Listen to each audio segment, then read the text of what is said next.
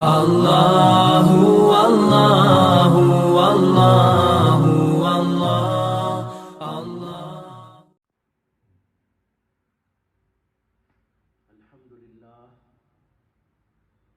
الحمد للہ رب العالمین والصلاة والسلام علی اشرف الانبیاء وسید المرسلین وعلی آلہ وصحبہ اجمعین ومن تبعهم بإحسان في كل زمان ومكان إلى يوم الدين.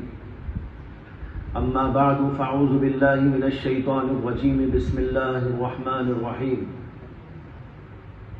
لن ينال الله لحومها ولا دماؤها ولكن يناله التقوى منكم كذلك سخرها لكم لتكبروا الله على ما هداكم وبشر المحسنين.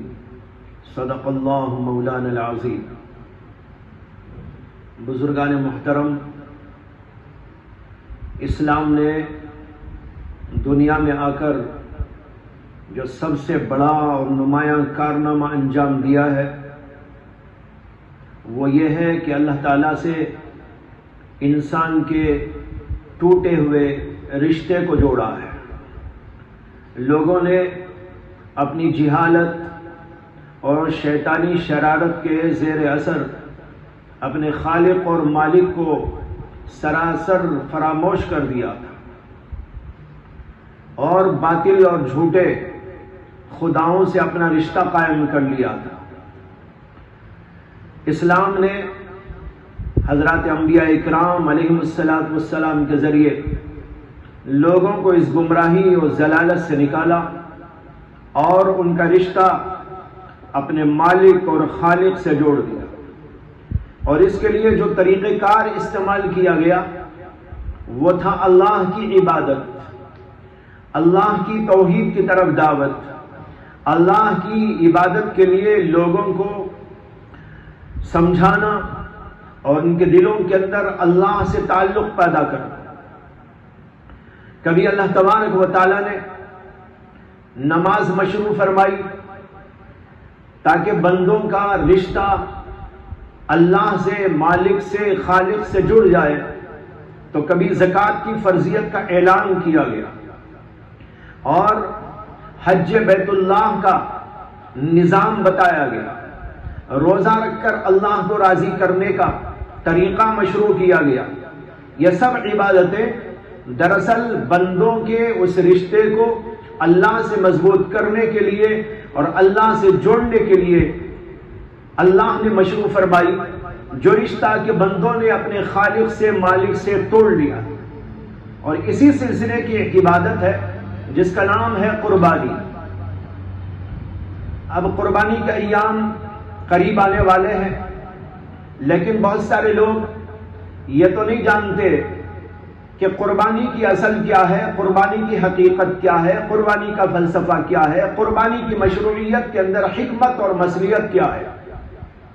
یہ قربانی بہت عظیم عبادت ہے، بہت ہی ثواب کا باعث۔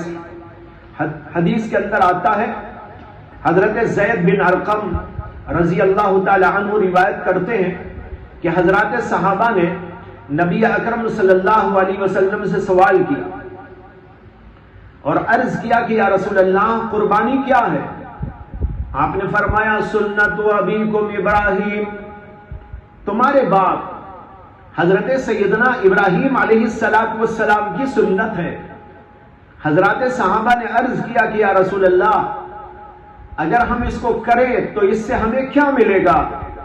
اللہ کے نبی علیہ السلام نے فرمایا کہ ہر بال کے بدلے ایک ایک نیکی ملے۔ دیکھیے کتنا بڑا ثواب ہے، اور پھر سیدنا ابراہیم خلیل اللہ علیہ السلام کی سنت قرار دی۔ آپ کو معلوم ہے کہ یہ واقعہ اس دھرتی کے اوپر گزرا ہے کہ اللہ تعالیٰ نے سیدنا ابراہیم علیہ السلام کو خواب کے ذریعے حکم دیا تھا کہ اپنے لخت جگر، نور نظر حضرت اسماعیل کو اللہ کے لیے قربان کر دینا، ذبح کر دینا۔ حضرت سیدنا ابراہیم علیہ السلام نے انہی قربانی کے ایام میں یہ پہلا خواب دیکھا۔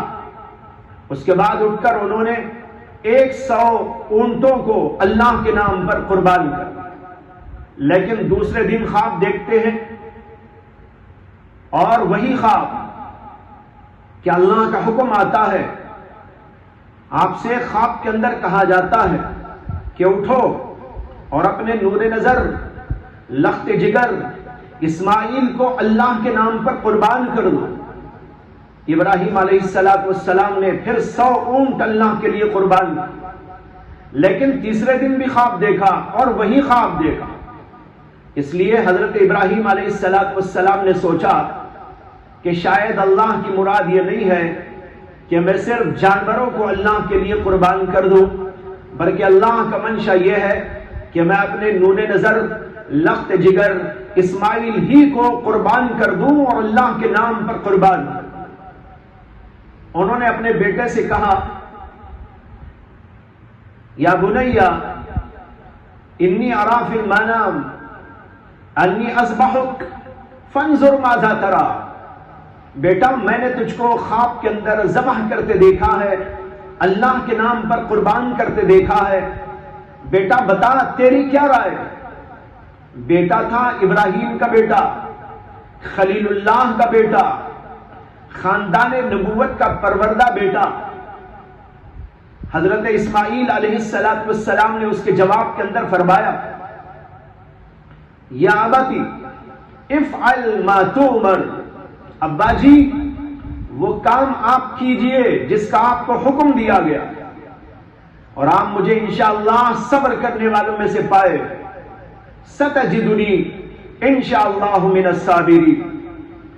ابراہیم علیہ السلام نے بیٹے کو تیار کیا اور پھر اس کے بعد مینا کے مقام پر لے گئے اور وہاں پر لٹا کر اللہ کے لیے قربان کرنے کی کوشش کی، لیکن جو چھری وہ پھیرتے رہے اسماعیل علیہ السلام کی گردن پر، اسی قدر وہ چاقو کند ہو گئی اور اس نے کاٹا نہیں۔ ابراہیم علیہ السلام نے پریشان ہو کر اس چاقو کو ایک جانب پھینکا اور کہا کہ اری چاقو روزانہ ذبح کرتی ہے، روزانہ کاٹتی ہے، لیکن آج میں اللہ کے نام پر کاٹنا چاہتا ہوں اور اپنی اولاد کو ذبح کرنا چاہتا ہوں، اور تو اس کے لیے تیار نہیں۔ اللہ نے چاقو کو زبان دے دی اور چاقو نے کہا، کیا اے خلیل اللہ، یہ آپ حکم دے رہے لیکن میرا اللہ مجھے کہتا ہے کہ اسماعیل کی گردن کو نہ کاٹوں، میں آپ کی مانوں یا اللہ کی مانوں؟ اتنے میں جبریل امین علیہ السلام آئے اور آسمان سے مینڈھا لے کے آئے۔ ابراہیم علیہ السلام سے فرمایا کہ اپنے بیٹے کی جگہ اس کو لٹائیے اور چھری اٹھا کر اس کے اوپر چلا دیجیے، اور آپ کو آواز آئی، قد صدقت الرؤیا، آپ نے اپنے خواب کو سچ کر دکھایا، جو خواب میں دیکھا تھا وہ سب کچھ آپ نے کر دکھایا۔ اب یہاں پر آپ اللہ کے لیے اس جانور کو، مینڈھے کو ذبح کر دیجیے۔ یہ واقعہ ہے تاریخ کا مشہور ترین واقعہ، اور ابراہیم علیہ السلام کی اللہ کے لیے قربانی کا حیرت انگیز واقعہ کہ انہوں نے اپنے بیٹے کو اللہ کے لیے قربان کرنے کی کوشش کی۔ یہی واقعہ بنیاد ہے قربانی کی عبادت کے لیے۔ اسی کو نبی اکرم صلی اللہ علیہ وسلم نے فرمایا، سنت ابیکم ابراہیم، یہ تمہارے باپ ابراہیم کی سنت ہے، ان کا طریقہ ہے، انہوں نے جو کیا، اور پھر اس کے بعد اللہ نے مشروع کر دیا کہ قربانی کی جائے۔ چنانچہ اس دور سے برابر اب تک قربانی کا سلسلہ چل رہا ہے، ہر ملت میں، ہر قوم میں، مسلمانوں میں، اور اس سے پہلے جو اور انبیاء کرام علیہ السلام آئے ان ساروں کے اندر اللہ تبارک و تعالیٰ کا یہ حکم رائج تھا اور برابر رائج ہوتا چلا آ رہا ہے۔ لیکن بھائیوں، قربانی کی فضیلت ہم کو معلوم، قربانی کی تاریخ بھی ہم کو معلوم، لیکن سوال یہ ہے کہ قربانی کا یہ عمل کس لیے مشروع ہے، جانور کو کیوں ذبح کیا جاتا ہے۔ اور جیسے کہ بعض لوگ کہتے ہیں جانوروں پر ظلم کیا جاتا ہے، ایک جانور کو قتل کیا جا رہا ہے، جانور کو ذبح کیا جا رہا ہے اور اس کو عبادت قرار دیا گیا ہے۔ یہ عبادت کیوں مشروع ہے، اس کے پیچھے کیا فلسفہ ہے، ہمیں سمجھنے کی ضرورت ہے۔ اور یہاں پر آگے بڑھنے سے پہلے یہ عرض کرتا چلوں کہ جتنی عبادات ہیں اور جتنے احکام شرعیہ ہیں ان کا ایک ظاہر ہے اور ان کا ایک باطن ہے، ان کی ایک ظاہری شکل اور صورت اور ایک ان کی باطنی حقیقت، یہ دونوں چیزیں ہوتی ہیں، دونوں کو برقرار رکھنا ضروری ہے۔ جیسے ہم دیکھتے ہیں کہ نماز میں ہم کھڑے ہوتے ہیں، کعبۃ اللہ کی طرف ہاتھ اٹھاتے ہیں کانوں تک اور پھر اس کے بعد باندھ لیتے ہیں اور پھر اپنی زبان سے پڑھتے ہیں، سورۃ الفاتحہ پڑھتے ہیں اور کوئی سورت پڑھتے ہیں اور پھر اس کے بعد رکوع کیا جاتا ہے، رکوع سے اٹھ کر کھڑے ہوتے ہیں اور پھر سجدے میں چلے جاتے ہیں۔ اس طرح کھڑا ہونا، تلاوت کرنا، اللہ کا ذکر کرنا، رکوع اور سجدہ کرنا، یہ ساری جو چیزیں اس کے اندر ہیں یہ نماز کی وہ ظاہری شکل ہے، ظاہری صورت ہے۔ لیکن اس کی حقیقت کیا ہے؟ نماز میں اصل کیا چیز ہے؟ نماز دراصل انکساری کا نام ہے، اللہ کی بڑائی کا اور اپنی عاجزی کا اظہار ہے۔ ایک طرف بندہ اللہ کے سامنے سجدہ کرتے ہوئے، رکوع کرتے ہوئے یہ بتاتا ہے کہ اللہ، ساری کائنات میں سب سے بڑے آپ ہی ہیں، اللہ اکبر اللہ اکبر کہتا رہتا ہے، کبھی رکوع میں جاتا ہے، کبھی سجدے میں جاتا ہے، کبھی ہاتھ اٹھاتا ہے، کبھی ہاتھ باندھتا ہے اور اللہ اکبر کی صدائیں بلند کرتا چلا جاتا ہے اور اللہ کی بڑائی کا اقرار اور اعتراف کرتا ہے، اور اسی کے ساتھ ساتھ عمل کے ذریعے اپنی عاجزی کا اظہار کرتا ہے، سجدہ کرتا ہے یا عاجزی کا اظہار، رکوع کرتا ہے یا عاجزی کا اظہار، ہاتھ باندھ کر کھڑا ہو جاتا ہے یا عاجزی کا اظہار۔ اس طریقے پر پوری نماز دراصل عاجزی کا، انکساری کا، خاکساری کا ایک بہت بڑا عمل ہوتا ہے، یہ اس کی حقیقت ہے۔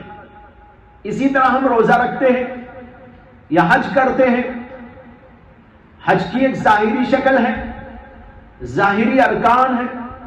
اسی طرح روزہ رکھتے ہیں تو اس کا ایک ظاہری انداز ہے، لیکن ان کے اندر کیا چیز ہے؟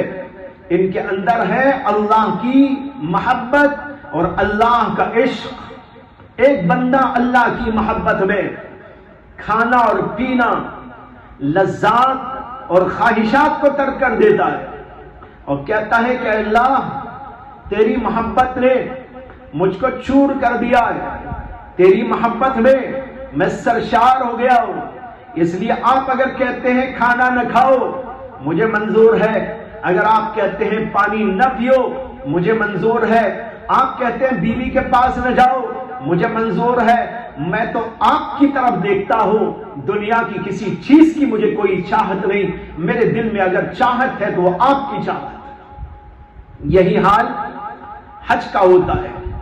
حج میں آدمی گھر بار کو چھوڑتا ہے، اپنے وطن کو چھوڑتا ہے، اپنے ملک کو چھوڑتا ہے اور خطیر رقم قربان کرتا ہے، اللہ کے گھر کو جاتا ہے، اللہ کے گھر کی زیارت کو طواف کر کے بتاتا ہے، اے اللہ تیری محبت میں میں نے گھر بار کو چھوڑا ہے، تیری محبت میں میں نے اور تیرے عشق میں میں نے میرے ملک کو چھوڑا ہے اور آپ کے در پہ میں حاضری دے رہا ہوں۔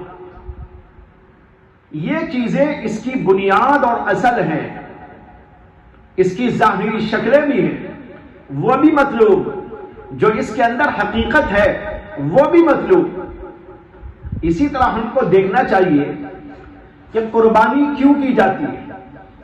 قرآن کریم کی جو آیت میں نے پڑھی، اللہ نے اس کی طرف اشارہ دیا۔ اللہ تعالیٰ کہتے ہیں لَن يَنَالَ اللَّهَ لُحُومُهَا وَلَا دِمَاؤُهَا وَلَكِنْ يَنَالُهُ التَّقْوَى مِنْكُمْ، تم جو قربانی کرتے ہو تو اس کا گوشت اور اس کا خون اللہ کو نہیں پہنچتا۔ ہم جانور قربان کرتے ہیں تو یہ گوشت اللہ کے پاس نہیں جاتا، یہ تو آپ ہی کھا لیتے ہیں، ہم خود کھا لیتے ہیں، رشتہ داروں کو کھلا دیتے ہیں، غریبوں کو کھلا دیتے ہیں، یہ اللہ تک نہیں پہنچتا، اور اس کا خون اللہ تک نہیں پہنچتا۔ اللہ کو کیا پہنچتا ہے؟ اللہ کے پاس کیا چیز جاتی ہے ہماری؟ اللہ کہتے ہیں وَلَكِنْ يَنَالُهُ التَّقْوَى مِنْكُمْ، اللہ کے پاس تو تمہارا تقوی پہنچتا ہے۔ یہ تقوی کیا ہے؟ اس تقوی کے لفظ کے اندر تو بہت بڑی بڑی حقیقتیں چھپی ہوئی۔ اللہ کہتے ہیں تمہارا تقوی میرے پاس پہنچتا ہے، تم میرے سے ڈرتے کتنے ہو، اور تم میرے سے عشق و محبت کتنا کرتے ہو، میرے سے تعلق اور الفت کتنی رکھتے ہو، میرے اوپر تم کیا کیا نچھاور کرتے ہو، اپنے جذبات کو، اپنی خواہشات کو، اپنے آرام کو، اپنی راحت کو، اور اپنے بچوں کو، اپنے مالوں کو، اور اپنے جذبات کو اور اپنی خواہشات کو، ان سب چیزوں کو میرے اوپر کہاں تک نچھاور کرتے ہو، یہ میں دیکھنا چاہتا ہوں۔ قربانی کرا کر جانوروں کو یوں ہی مروانا مقصود نہیں ہے، بلکہ تمہارے کچھ جذبات کا امتحان ہے، تمہارے کچھ خیالات کا امتحان ہے، تمہارے اندر کا امتحان ہے، اس کے لیے تمہیں قربانی کا حکم دیا گیا ہے۔ حضرت ابراہیم علیہ السلام کا جو واقعہ ابھی ہم نے پڑھا اور سنا، اس سے ہمیں ایک حقیقت سمجھ میں آ رہی ہے کہ قربانی کی اصل کیا ہے۔ ابراہیم علیہ السلام نے اپنے بیٹے کو قربان کیا تھا، اور اس میں یہ بات بتائی جا رہی ہے کہ قربانی محض جانور کو ذبح کر دینے کا نام نہیں، بلکہ اصل اپنے خالق اور مالک کے ساتھ محبت اور عشق کا مظاہرہ ہے، اور اس میں اپنی ہر چیز قربان کر دینا ہے، اپنا ہر مفاد، اپنی ہر دلچسپی، اپنا ہر تعلق، اپنی ہر محبت اللہ پر قربان کر دی جائے، اپنے نفس کو اور نفس کے تقاضوں کو دبایا جائے۔ اگر آدمی اپنے نفس کو نہ دبائے، اپنے جذبات کو نہ دبائے، اپنے جذبات کی قربانی نہ دے، اپنے مفادات کی قربانی نہ دے، اپنے جذبات کی قربانی نہ دے، اپنی محبتوں کی قربانی نہ دے، دنیا کی محبتیں ہیچ ہیں، مفادات ہیچ ہیں، میرے جذبات ہیچ ہیں، میری چیزیں ہیچ ہیں، ان سب کے مقابلے میں اللہ کے حکم کو اور اللہ کی محبت کو میں ترجیح دیتا ہوں۔ ابراہیم علیہ السلام نے اپنے واقعے سے بتا دیا، جب اللہ نے ان سے کہا بیٹے کو قربان کرو، بیٹے کی قربانی کے لیے تیار ہو گئے۔ کیا بتانا یہ ہے کہ میرے جذبات تو ہیں بیٹے کے ساتھ، لیکن وہ میرے جذبات اللہ کے لیے قربان کیے جا سکتے ہیں۔ بیٹا اگرچہ میرے لیے بڑا محبوب، لیکن بیٹے کی محبت اللہ کی محبت پر قربان کی جا سکتی ہے۔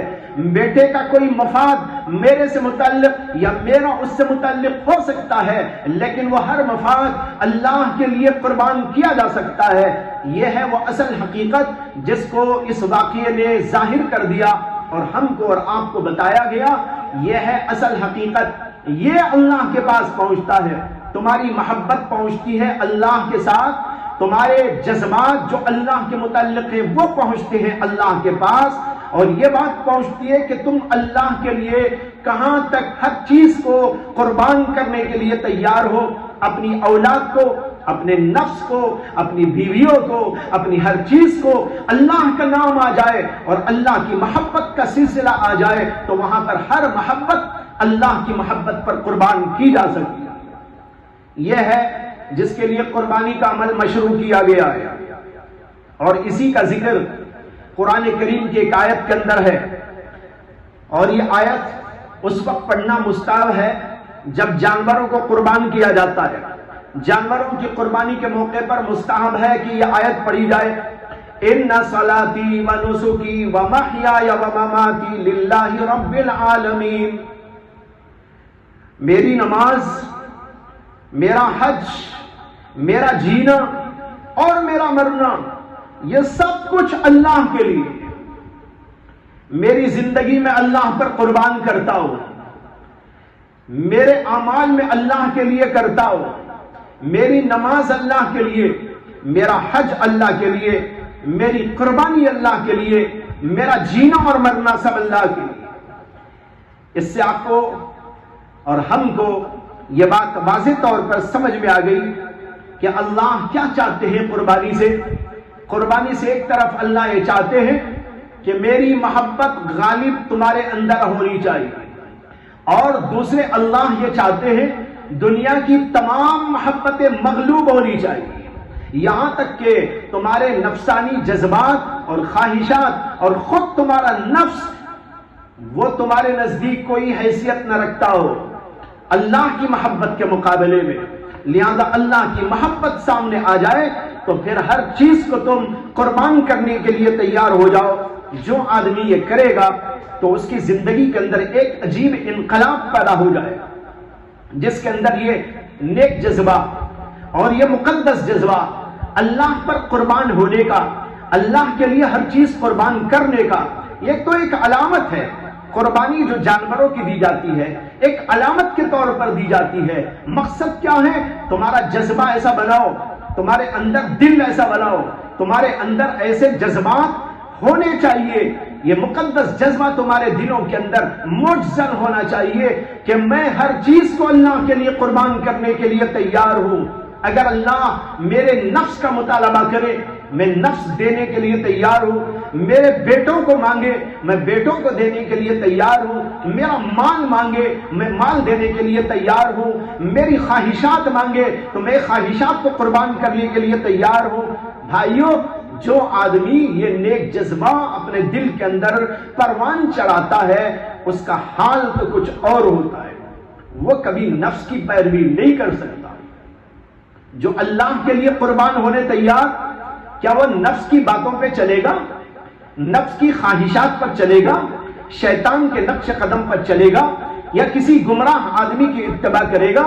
وہ تو خدا کی محبت میں ایسا سرشار ہوتا ہے کہ سوائے خدا کے حکم کے کسی اور کی اطاعت اور پیروی کے لیے تیار نہیں ہو سکتا۔ اگر تیار ہے تو وہی جہاں اللہ کا حکم پورا ہوتا ہو، نبیوں کی بات مانتا ہے۔ کیوں؟ اللہ کا پیغمبر اللہ کی باتوں پہ چلانے کے لیے آتا ہے اور نیک لوگوں کی باتیں مانتا ہے، اس لیے کہ وہ بھی اللہ کی طرف انسان کو لے جاتے ہیں۔ تو معلوم ہوا کہ نیک یہ جذبہ جس کے اندر پیدا ہو جاتا ہے اس کا حال تو کچھ اور ہوتا ہے۔ اس کے نتیجے میں دنیا میں خدا کی حکومت قائم ہوتی ہے، اسی کے قوانین اور فرامین جاری ہوتے نافذ ہوتے ہیں، جن سے دنیا اور اہل دنیا کو راحت اور رحمت ملتی، پیار اور محبت کی فضا میں زندگی گزارنا میسر آتا ہے۔ کیونکہ جو خدا کا دیوانہ اور اس کی محبت میں سرشار ہوتا ہے وہ کیا کسی پہ ظلم کرے گا؟ کیا وہ کسی سے حسد کرے گا؟ کیا وہ کسی کو ناحق قتل کرے گا؟ کیا کسی کا مال لوٹ لے گا یا کسی کو گالی دے گا؟ والدین کی نافرمانی کرے گا؟ بیوی پہ ظلم ڈھائے گا؟ ہرگز نہیں، وہ ساروں کے حقوق ادا کرے گا، کیونکہ اللہ کا حکم ہے یہ۔ اللہ کے حکم کے مطابق دنیا کے اندر زندگی کرے گا، اس کی زندگی اللہ کے احکام کی تابعداری میں گزرتی رہے گی۔ اسی لیے جس آدمی کے اندر یہ نیک جذبہ آ جائے گا اس کے اندر ایک بات اس کے نتیجے میں یہ پیدا ہوگی کہ مسلمان ہر موقع پر اللہ کے حکم کو ترجیح دے گا۔ نفس اور خواہش کو جو اللہ کے حکم کے راستے میں رکاوٹ ڈالنے والے ہوتے ہیں ان کی کسی طور پر وہ تابعداری نہیں کرے گا، نفس کو کچلے گا۔ لہذا قربانی کر کے بتایا جا رہا ہے جیسے تم جانور کو قربان کرتے ہو اپنے نفس کو قربان کرو، اپنے نفس کے اوپر چھری چلاؤ، یعنی جذبات پر چھری چلاؤ، اپنی خواہشات کے اوپر چھری چلاؤ۔ نفس کے پجاری نہ بنو، اللہ کے پجاری بنو، اللہ کے تابعدار بنو۔ جو لوگ قربانی تو کر لیتے ہیں لیکن نفس کے پجاری بھی بنے رہتے ہیں۔ اس کا مطلب یہ ہے کہ انہوں نے ظاہری قربانی تو دے دی لیکن قربانی کی حقیقت تک وہ نہیں پہنچ پائے۔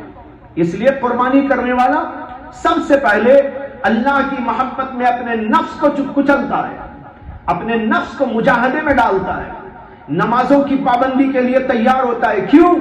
وہ کہتا ہے جو قربانی کرتا ہے اللہ کی محبت میں، اللہ جب اس سے کہتے ہیں، مؤذن پکار پکار کر اسے کہتا ہے آؤ نماز کی طرف، تو کیا وہ سوتا پڑا رہے گا؟ کہاں ہے محبت اللہ کی اس کے دل میں؟ معلوم ہوا کہ جو قربانی دیتا ہے وہ نمازوں کا پابند ہوتا ہے، جو قربانی دیتا ہے وہ زکوٰۃ کا پابند ہوتا ہے، جو قربانی دیتا ہے وہ احکام کا تابعدار ہوتا ہے، اپنے نفس کو کچل کچل کے رکھتا ہے، گناہوں سے بالکل دور رہتا ہے۔ جو گناہ پہ گناہ کرے اور قربانی بھی دے دے، معلوم ہوا کہ اس نے قربانی کی حقیقت کو نہیں سمجھا۔ قربانی کی حقیقت کو سمجھ لیتا تو پھر کیا وہ اپنے نفس کے مطابق زندگی کرتا؟ اس کا نفس کہتا ہے برائی کرو، برائی کرتا ہے، جھوٹ بولو، جھوٹ بولتا ہے، دھوکہ دو، دھوکہ دیتا ہے، اور غیبت کرو، غیبت کرتا ہے، آنکھیں غلط استعمال کرو تو آنکھوں سے غلط دیکھنے لگتا ہے، کانوں کو غلط استعمال کرو، نفس اندر سے تقاضا کرتا ہے، یہ غلط چیزیں سننا شروع کر دیتا ہے۔ معلوم ہوا کہ قربانی کرنے کے باوجود اس کا دل ویسا نہیں بنا جیسا قربانی کرنے والے کا دل ہوا کرتا ہے۔ اس کو اللہ نے کہا لَن يَنَالَ اللَّهَ لُحُومُهَا وَلَا دِمَاؤُهَا، اللہ کے پاس تمہاری یہ گوشت و پوست چیزیں نہیں پہنچتی، جانوروں کا خون اور جانوروں کا گوشت نہیں پہنچتا، وَلَكِنْ يَنَالُهُ التَّقْوَىٰ، تمہارا تقویٰ پہنچتا ہے۔ کہاں تک تم اللہ کے بندے بن گئے ہو، گناہوں سے کتنا بچتے ہو، برائیوں سے کتنا بچتے ہو، اپنے نفس کو کتنا کچلتے ہو، یہ اللہ دیکھنا چاہتے ہیں۔ دوسرا نتیجہ یہ پیدا ہوگا کہ شیطان اس کو کبھی غلط راہ پہ نہیں لے جائے گا، یعنی لے جانے میں ناکام ہو جائے گا۔ اس لیے کہ جو بندہ اللہ کی محبت میں اس سرشار ہو کر قربانی کرتا ہے، اس کو شیطان بہکانے کے لیے آئے گا لیکن ناکام واپس جائے گا، وہ بہکا نہ سکے گا۔ لیکن کب؟ جب اس کا دل ویسا بن جائے جیسا قربانی کرنے والے کا دل ہونا چاہیے۔ ابراہیم علیہ السلام اسی اللہ کی محبت کو لے کر بیٹے کو ذبح کرنے چلے تھے، راستے میں آیا تھا شیطان بہکانے کے لیے، اور ابراہیم علیہ السلام کو بھی بہکانے کی کوشش کی تھی، اور اسی کے ساتھ ساتھ سیدنا اسماعیل ذبیح اللہ علیہ السلام کو بھی بہکانے کی کوشش کی تھی۔ لیکن نتیجہ کیا نکلا؟ نتیجہ یہ نکلا کہ شیطان وہاں سے ماتم کرتا ہوا چلا گیا۔ اسی طرح اگر ہمارے دل میں اللہ کی ایسی محبت ہو اور ہم اللہ کی محبت میں سرشار ہو کر قربانی کر رہے ہوں، تو پھر دنیا میں کتنی بھی غلط سے غلط چیز ہم کو بہکانے کے لیے آئے اور شیطان ہمیں غلط راہوں کی طرف لے جانا چاہے، وہ ناکام ہو کر واپس چلے جائے۔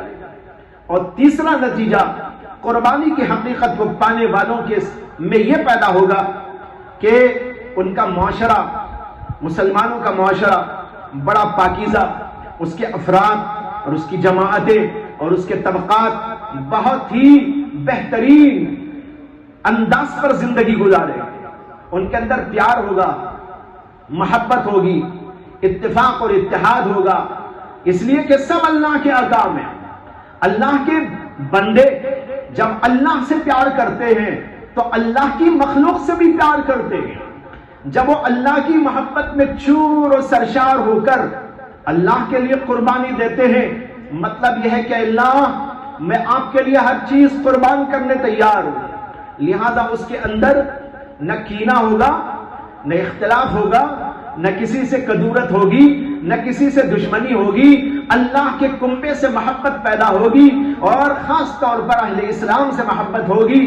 بڑا پاکیزہ، بڑا ہی رحیمانہ و کریمانہ ماحول بنتا چلا جائے گا، دنیا کے اندر سکون اور راحت کی فضا قائم ہو جائے گی، اور دنیا کا ہر فرد محسوس کرے گا کہ قربانی کرنے والے لوگ یہ ظالم نہیں ہیں، بڑے رحیم ہیں، بڑے قریب ہے، یہ اللہ کی محبت کی وجہ سے قربانی کر رہے ہیں۔ اس سے جواب بھی ہو گیا ان لوگوں کا جو الزام دیتے ہیں مسلمانوں کو اور یوں کہتے ہیں کہ بھائی یہ کتنے ظالم ہیں کہ جانوروں کو قربان کر رہے۔